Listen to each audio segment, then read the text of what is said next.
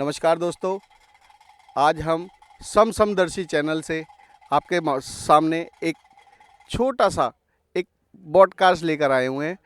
आज हम आपको ये बताएंगे कि गंगा सप्तमी का जो आज दिन है मंगलवार का, ये किस उपलक्ष्य में मनाया जाता है और गंगा सप्तमी का क्या महत्व होता है सनातन धर्म के अंदर। और आज हम मिलते हैं हमारे कवि लेखकार योगेश समदर्शी जी से। योगेश जी, आप हमें ये बताइए कि गंगा सप्तमी का जो ये पावन दिन है आज ये इसका महत्व और इसकी कुछ व्याख्या कीजिए हमारे लिए। देखिए, ये गंगा जन्मोत्सव का दिवस है और सप्तमी के दिवस ये मनाया जाता है। आज बहुत पावन दिवस है।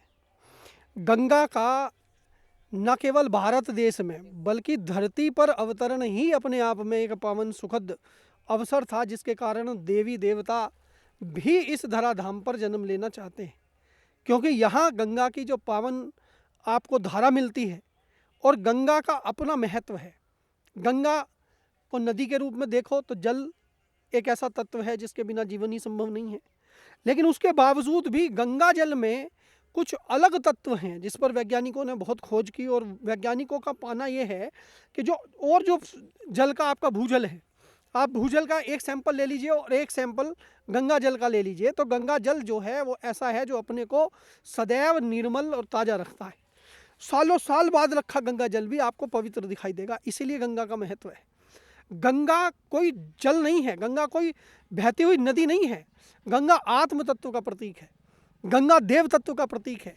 गंगा सीधे देवलोक से आती है और महादेव की जटाओं में गंगा स्थान लेती है और फिर महादेव से कंट्रोल होकर आती है। पूरा संसार महादेव के कंट्रोल में है।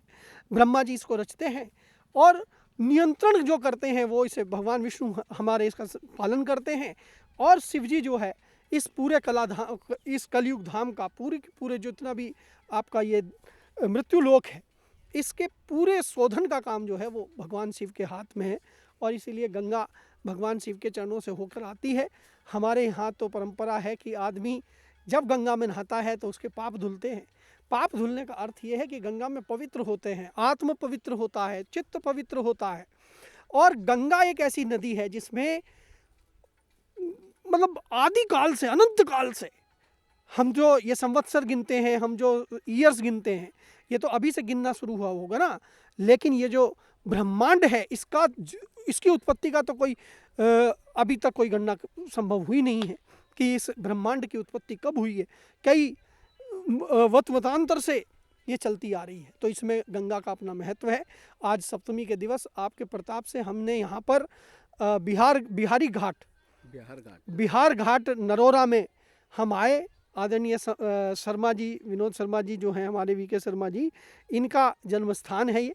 यहाँ पर आए और रात में हम पुरुषोत्तम जी के निवास स्थान पर रुके। पुरुषोत्तम जी ने बहुत अच्छा हमें इनका सानिध्य मिला, इन्होंने बहुत बड़ा अच्छा आतिथ्य किया और सुबह से हमारे साथ हैं। तो ये आज हमारा कोई जन्मांतर का फल है। और क्योंकि ये तपस्थली रही है ऋषियों मुनियों की, हो सकता है हम भी कभी भटकते हुए यहाँ जन्म लिए हों, पता नहीं, हम कीड़े बने, मकोड़े बने, यहाँ के कुत्ते ही बने हों तो भी नसीब है हमारा। और आज हम मानव योनि में हम पुनः अपने, क्योंकि कोई व्यक्ति भटकता हुआ लोगों के पास तभी आता है जब उसका किसी के पास कोई संबंध होता। आप कहीं भी जाते हो तो आप उसी के घर जाके कुंडी खटखटाते हो जिसे आप जानते हो, दूसरे अनजान आदमी का घर नहीं खटखटाएंगे आप। इसलिए अगर हम यहाँ पर पुरुषोत्तम जी तक आए हैं तो ये जरूर कोई हमारे पुराने जानकार हैं, किसी जन्म में हमारा साथ था। इसलिए आज गंगा सप्तमी के दिवस हम यहाँ आए और आपने ये बीड़ा उठाया, ये संकल्प लिया कि वहाँ चलते हैं और हम आ गए। और आनंद ही आनंद है और इस आनंद की जय। धन्यवाद योगेश जी। अब आज इस गंगा सप्तमी के उपलक्ष्य में आज छोटी सी वार्तालाप हम करेंगे अपने पुरुषोत्तम भैया से। पुरुषोत्तम भैया, आप गंगा जी के बारे में कुछ हमारे दर्शकों को बताइए। गंगा जो है ब्रह्मा जी के कमंडल से निकली हैं और विष्णु के चरण पादुका से निकली हैं। शिव जी की जटाओं में होकर के जब पृथ्वी पर भागीरथ जी लाए थे। गंगा स्नान करने से सब पाप रोग धोग सब नष्ट हो जाते हैं। ये अमृत है, जल नहीं है। गंगा जल अमृत है। इसको पीने से शरीर भी स्वस्थ होता है और आत्मा भी तृप्त होती है। आज के दिन गंगा सप्तमी के दिन ये पृथ्वी पे आई थी, इसलिए ये पर्व मनाया जाता है। धन्यवाद पुरुषोत्तम भैया। और आज हम बहुत बहुत धन्यवाद देते हैं हमारे वीके शर्मा जी को, क्योंकि आज अगर वो ना होते तो शायद हम आज यहाँ ना होते और ये वीडियो नहीं बना रहे होते। सो दैट गाइस, इंतज़ार कीजिए और वेट कीजिए हमारी अगली वीडियो का। मिलते हैं हम अपने चैनल पे समसमदर्शी पे।